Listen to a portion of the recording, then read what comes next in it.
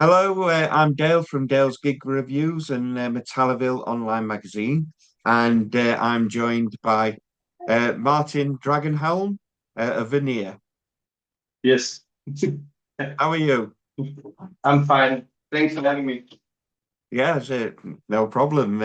I've been looking at your videos and listening to your music, and it's very Viking oriented, orientated. Is that all your inspiration? Is that what you're aiming for? Is Viking metal? We are Now we're actually aiming for a more historical approach as a whole. The first albums were, I should say, Viking inspired, but the latest album, especially the last one, the Scheduling, and the one we're releasing right now, has a broader approach to history than the first albums we made.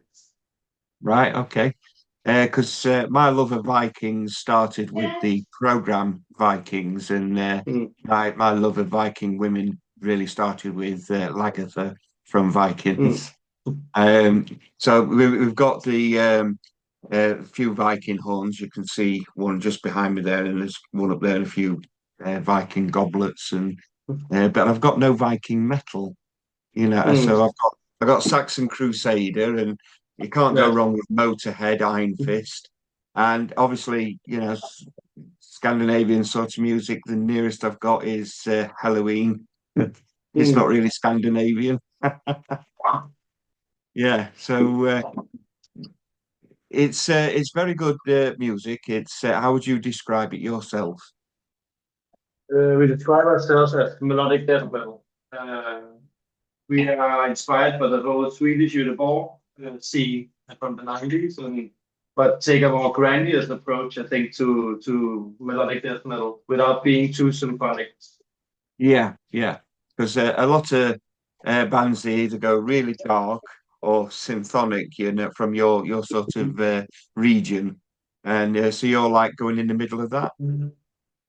Yeah, I think so. Yeah, yeah, a mix between plain melodic death metal and symphonic. I'm just going to a place with little less noise. Just a second. Here we are. But yeah, a mix between those two poles. Yeah, yeah. Now you've sat down and settled, and Yeah. um, so is it 7 studio albums you've done now? Yeah, this will be the eighth release. Yeah. Yeah. So your new single is out, which is Never Surrender. Mhm. And your new album, which is due out on April the 3rd, is Weird or Weird. Yeah. Yeah, Yeah, yeah. yeah. So what sort of music are we going to be expecting? Is it vastly different from your back catalogue? If you have listened to our last album, Epitome, it'll be along those lines.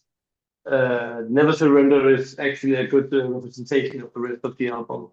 Some of them are faster, some of them are more heavy, but the sound is right around Never Surrender sound. So that's what to expect. Be expected. Yeah. Yeah. Oh, that's cool. Because you started in 2009. Are you the founding member? Is there any of the original members? I'm the last founding member in the band, yeah. And Yeah. also the one who started the band back in the day. Oh, Yeah. oh. Had you been in many bands before this? Not many serious, but I've been in other bands. I also played in a black metal band called Lota as a side project, but this is my main project. So, but Vanir has always been my main project. Yeah.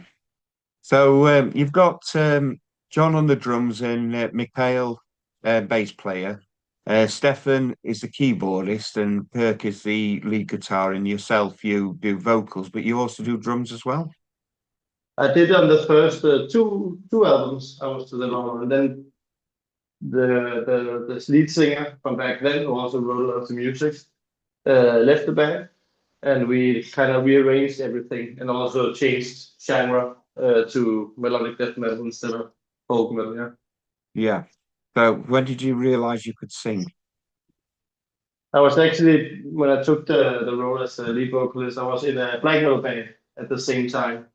Yeah, So I knew that I could growl. So yeah, it's a good job, isn't it? yeah. Yeah. You don't have to bring a lot of gear to your gigs. That's a good thing, I guess. Just a microphone, not lots of Yeah, bags of drums and cymbals. exactly. Which are you better at though? Are you better at drumming or singing? Singing, I think. Yeah. Singing, yeah. See, when you're a drummer, you can hide at the back and not many people can see you. Singing, you're up front and you're there for everybody to see, and everybody can see if you make a mistake, and everybody can see when you're doing really well. It's a bit more scary. Actually, no. I actually think being a drummer is a lot more scary because when a drummer makes a mistake live, everybody can hear it instantly because the whole band follows the drums. But when Yeah, you're, especially when you're doing growl vocals, nobody understands what you're saying. So nobody really gets the mistakes. yeah. No, no, I like that. Not not being said that you should make mistakes, but if you do, it's You okay. can get away with it. Yeah. Yeah. So you have done Wacken Open Air. Have you done it before? Because you've been booked for 2026, haven't you? It's our first time at Vakken. We are It's really your looking first forward time. to it. Yeah, Yeah, it's bet you a are. huge thing for our band. Yeah, Yeah, it's the festival everybody wants to perform at. So true. it's a Yeah, massive really deal. is. Yeah, Really and you've is. Yeah. also got Bass in Fire Fest, Ragnarok Festival, Mead Greed. I like that Mm. one. Mead Greed Festival, which I Mm. presume is like a Viking-based music festival. That's a pagan festival. Yeah. Yeah, that sounds really cool. Have you done any festivals over in the UK, like Bloodstock or? We haven't been in UK before actually, and we really want to go there. So we before COVID, we actually had a mini tour in the UK lineup. So then Yeah, COVID, yeah, kicked our asses like it did with everybody else. But we hope that one day we get a chance to hit the roads in the UK. well, there's a big Viking festival up in Scotland, Larg Festival. I've not been. We desperately want to go, but Mm, we've always got the children. We don't want to go with kids. So makes maybe you sense. can get up there for that festival and Mm. perform up there. I'll pitch it to my booker. So on your album, you've got some fantastic artwork on your previous albums. Who does the artwork for these? The latest two albums, this one and the Epitome is a tattoo and a painter, tattoo artist and a painter called David Toast, who's extremely talented. Also my own tattooist. So yeah, he did the last two, the latest one and this one. Yeah, Before that, we actually had a bass player back in the day called Lars, who's also a graphic designer who made the older covers. yeah, yeah. They're pretty cool. Um, So, have you got like a favorite song that you do in your back catalogue before we get to your new album? Have you Uh, got like a favorite song? yeah. Twisting the Knife from Epitome is by far the coolest song to play live. Yeah. That's hands down, Twisting the Knife. Wow. And what about off your new album?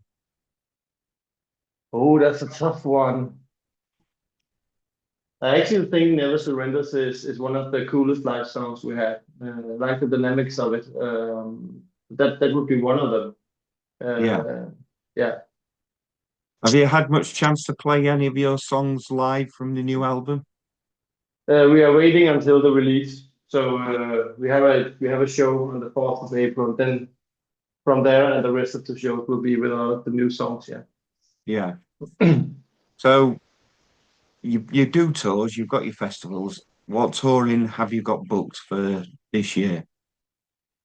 We have our main focus right now is getting festival gigs because a lot of us have full-time jobs, kids, things like that. So we try to get some strategically placed festival gigs to get to the larger audience. Yeah. And we have talked about making it a European tour with this album, but and I know that Google is looking at it right now, but there hasn't been any good deals, and we are in a place in our lives where we don't want to play for cookies. We actually want to get money from doing our work.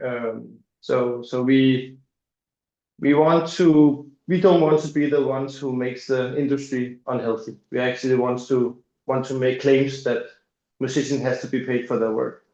Yeah. Yeah. Yeah. Totally. You're doing a performance. It's understandable. People make money out of these gigs and things like that. So it stands to reason that you should be also making a living out of it.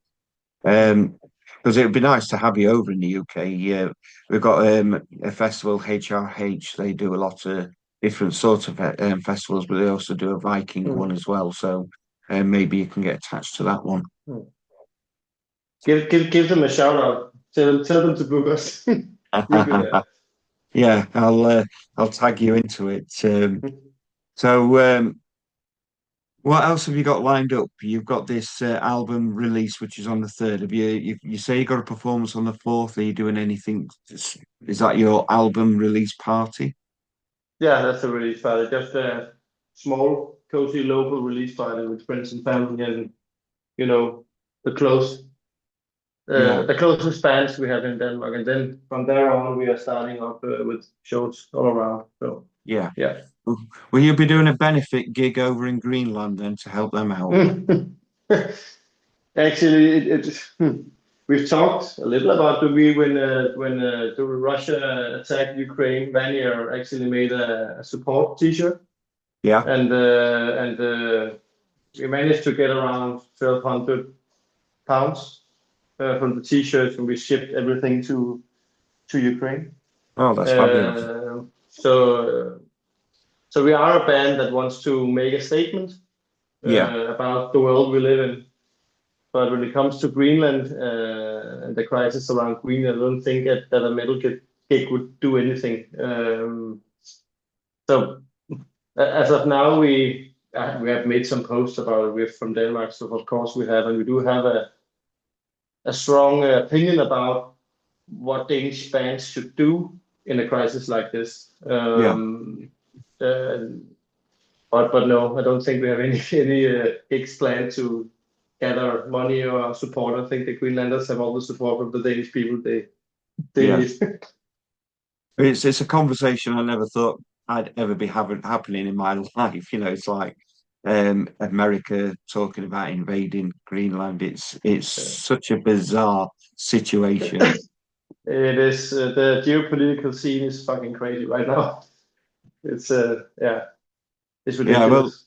they've got extreme weather over in America, and there's a joke. I don't know if you've got the joke in your country, but the joke in our country is um, America threatened Greenland, so Greenland sent its weapon its weather as a weapon. That's a good one. That's a good one. That's a good one. Yeah, so I like the fact that I'm into Vikings, you're into Viking metal and that sort of thing, and we've both got clear Viking haircuts going on. Yeah, there's We've something to do with age. Well, I've actually got a Viking trait. It's called Dupatrons. It's where my fingers pulling. It's Viking DNA, believe it or not. That's making my fingers come in. I'm waiting for yet more operations. Fabulous. So Vikings is in my DNA, Thank but they've got a lot to you. answer for. When my son bought me a walking stick for Christmas, you'll like this because I can't take it into any venue. Ah, awesome. Yeah, and it is metal. Yeah. But Yeah. it's still a dull edge, right? Yeah, it's a dull edge, but it Yeah. certainly would whack a good punch. So I don't think any security guard would let me take that into any venue. Probably not. Probably not.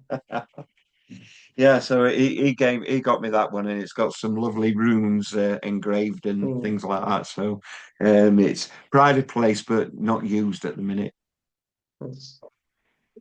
So, have you got much Viking stuff in your house that you like to?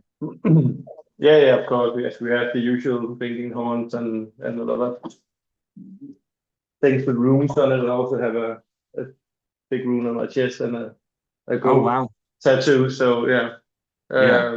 so of course we do. My wife is practicing pagan, so she is a religious pagan. Oh, fantastic.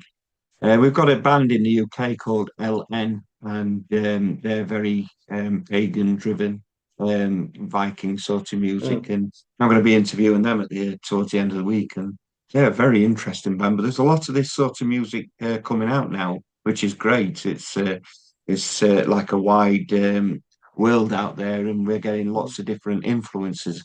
And the fact that it's traveling around obviously where Vikings originated from, but it's spreading like the Viking sort of Norse ships did. It's going around the world, and there's lots of bands sprouting up everywhere doing this sort of music, which is fabulous. But you're saying your new album is starting to, your last album and your new album is starting to break away more from Viking Yeah, music. we have always been more historical, had a historical approach to the Viking Age or the early Middle Ages, which is also called. So on the last album, on this one, we kind of want to tell a story about history as a whole and some of the lessons that lies beneath history and the deeds done in history. So Yeah, even though we have started out as a pagan Viking band, we just think that in Scandinavian history and European history, there's so much more to tell. The thing is that if you move a bit later in history than the Viking Ages, there's a lot of more description, so you can understand much better what happened. yeah, And a lot of the battles and the political struggle from history is in some ways closer to what we see today in around 17, 1600 than it was at Viking Age. So that's why we also choose to have a focus on the broader history. But there's also some Viking inspired lyrics on the new album. There's a song about when Odin hanged himself in Yggdrasil and mythology based song. There's also a Ravala, where Odin tricked a chieftain that couldn't die from anything but wood and tricked the chieftain to to get him killed. So there is some Viking mythology on the album, but we chose the myths that fit the larger message on the album that destiny has consequences and we can learn from those consequences. That's why we call it weird. Weird yeah, is the web of destiny, and the English word weird actually derives from the word weird, which is actually more Celtic than Nordic. But we think that in understanding destiny, you can also understand present and consequences of your actions. yeah. That's the theme of the album. If you want to find the theme, that is the theme. Yeah. Oh, that sounds cool. And on your videos, you wear makeup when you're on the band. Is that what we get from a live performance? What should we expect if we get to see you live? What are we? So we've been called a more death metally sabaton at times. So I think Okay. it's the whole history thing, but also that our live performance is very engaging in rock and roll. So we don't we're not that kind of a band who just look at our shoes and play fast guitars or introverted black metals way of performing. It's more an engaging, call it rock and roll, but more engaging kind of performance we do. Yeah. Oh, that definitely sounds more interesting because a couple of bands that I've seen when they come across really good on record, and you see them live and they're very introverted and Hmm. they sound just like they do on the record, but you come away largely disappointed because you've not had any sort of show, which is what you're going to see. So it Yeah, sounds like you put on a show. we put on the show, and I'm a rabbit on the scene, running around, crawling on things, and yeah, yeah. We had King Kraken at Stone Dead Festival last year, and they had two Viking warriors on stage fighting each other, which was very interesting to see. Mm. Yeah. So you've been going since 2009. This is your eighth album, and you've not been to the UK yet. So do you just not like the English? No, that's not the reason. I just think but we always had the band as a semi-professional hobby. Yeah. So we always had the idea that we don't want to, like I said before, play for nothing. We don't want to say yes to every gig we can, because of course you can get gigs everywhere, but you're willing to play for free. But we are not.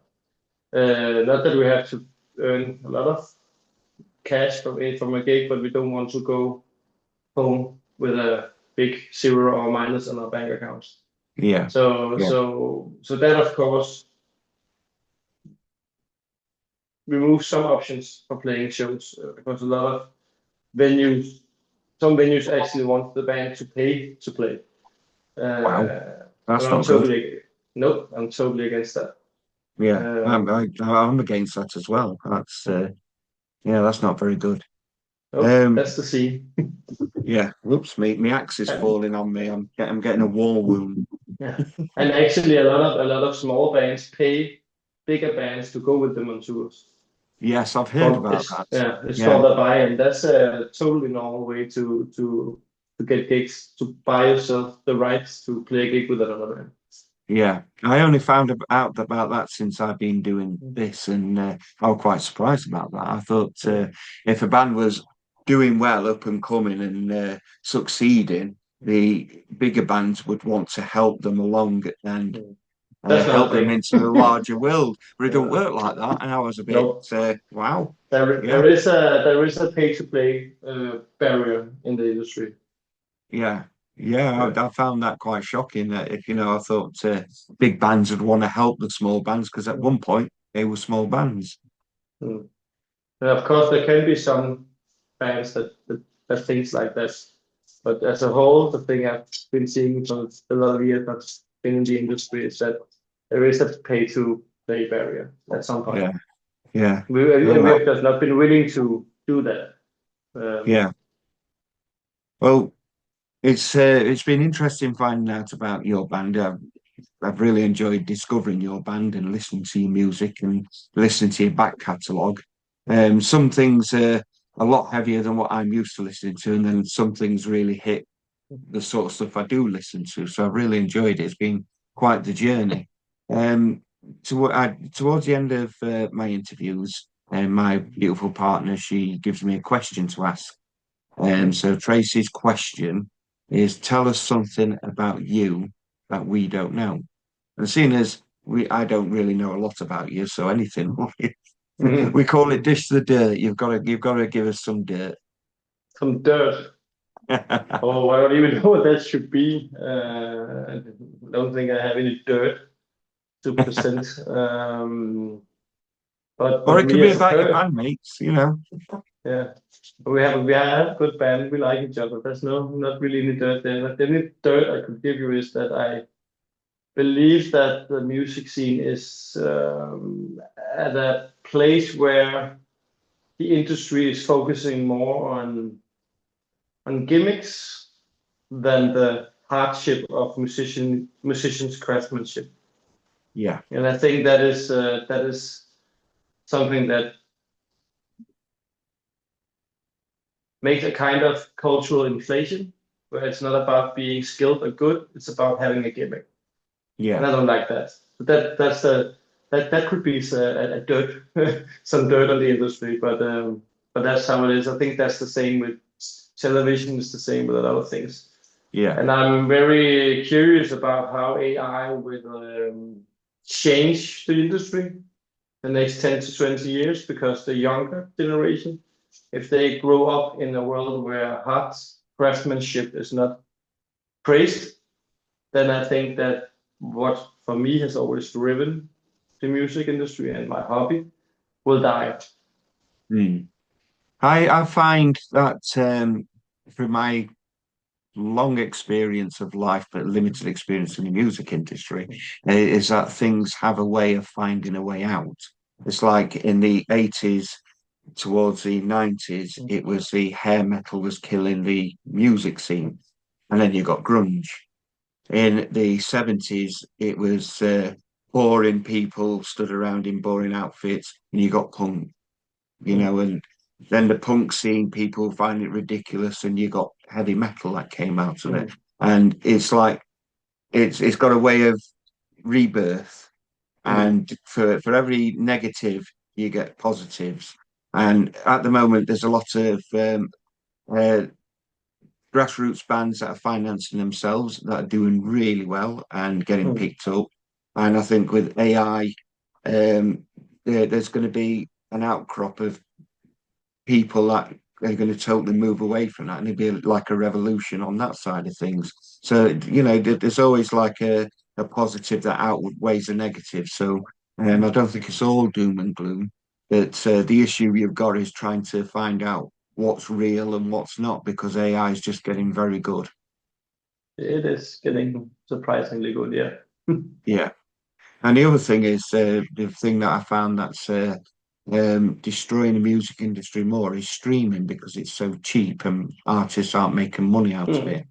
So, which is why concert prices are going up, because they're not making any money from the music, which is a shame. But it's nice to also have music so readily available as well. But yeah, so there's a wider discussion to be held on that one. For sure, for sure. Yeah. So it's been an absolute pleasure talking to you. It's been even Likewise. more of a pleasure discovering your back catalogue, and I always like to find bands that I've not heard of before, and slowly getting involved in the music, which is what it's all about. And I've got to say, your singing is extremely good. Thank you. Your growls, I'm not more into the growls than I am the singing. I prefer the singing side of things. But it's been an enjoyable journey for me, and thank you very much for your time. And thanks for having me. Yep, and good luck with the album. Thank you, and spread the word. Yes, I will do. All right, see you later.